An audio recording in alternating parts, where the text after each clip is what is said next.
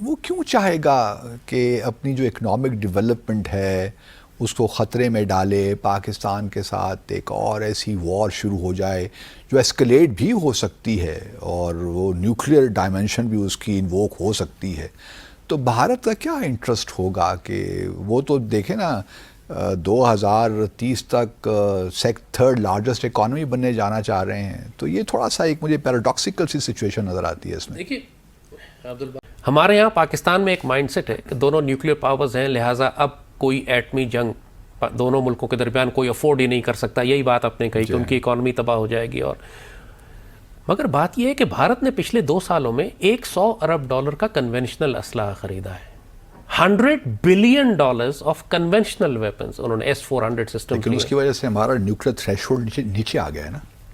Nuclear threshold, उनको मालूम है कि हमारा न्यूक्लियर थ्रेशोल्ड क्या है, और द डॉक्ट्रिन जो वो बिल्ड कर रहे हैं वो इसीलिए है कि हम अपने न्यूक्लियर वेपन्स तक जा ही ना सकें, क्योंकि हमारे पास उनकी इस कन्वेंशनल फोर्स को रिस्पॉन्ड करने के लिए कंपैटिबल फोर्स है ही नहीं। जो कोल्ड स्टार्ट डॉक्ट्रिन है, उनकी कोल्ड स्टार्ट को अब उन्होंने डेवलप करके पहले इन्होंने इंटीग्रेटेड बैटल ग्रुप्स बनाए।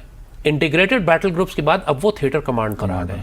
थिएटर कमांड का मतलब है कि एक आर्मी जिसमें आर्मी, नेवी और एयरफोर्स तीनों शामिल होंगी अंडर वन कमांड, और ये इन्होंने सारी की सारी पाकिस्तान के सामने लाकर लगाई हैं। और पिछले 1.5 साल से जितनी मिलिट्री एक्सरसाइजेज और ट्रेनिंग ये अपनी आर्मी को करवा रहे हैं, स्पेशली रिवर इंडस क्रॉस करने की, इन्वेजन्स की, पैराड्रॉप की, बिहाइंड एनिमी लाइंस ड्रॉप करने की, एयरबॉर्न डिविजन्स की, एम्फीबियस लैंडिंग्स की, और दुनिया की सारी एयरफोर्सेस के साथ ये फ्लाई किया है इन्होंने टेक्निक सीखने के लिए, रिफाइन करने के, स्पेशली विद दोज एयरक्राफ्ट जो हमारे पास है, यानी F-16 जो हमारे सामने। इंडिया पागल है, ये सब कुछ कर रहा है पिछले 2 साल से। इसने $100 अरब का असला खरीदा है, और कम से कम 8-10 वो तो चीन के खिलाफ खरीद रहे हैं ना। बट डिप्लॉयमेंट तो राजस्थान में हो रही है।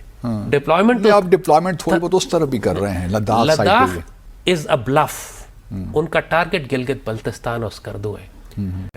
They want to take over Gilgit Baltistan. इन्होंने इंडस रिवर क्रॉसिंग जो बार बार ये प्रैक्टिस कर रहे हैं, ये किसके खिलाफ है? शायोक रिवर के साथ जो एक्सेस बना रहे हैं ये स्कर्दू में आने के लिए, किसके खिलाफ? This not against China. हम पाकिस्तानी बहुत बड़े धोखे में अपने आप को रखेंगे। यूक्रेन का मैं देखता हूँ कि जब रशिया डिप्लॉयमेंट कर रहा था 1500-1600 किलोमीटर के एक्सेस के ऊपर, तो यूक्रेन में भी यही माइंडसेट था कि ब्लफ कर रहा है, ऐसा हो ही नहीं सकता, नेटो हमारे पीछे है, रशिया तो इन्वेड ही नहीं करेगा, हमें बैकिंग है पूरी दुनिया की। रशिया ने इन्वेजन कर दी। हम पाकिस्तानी भी इसी ब्लफ में हैं।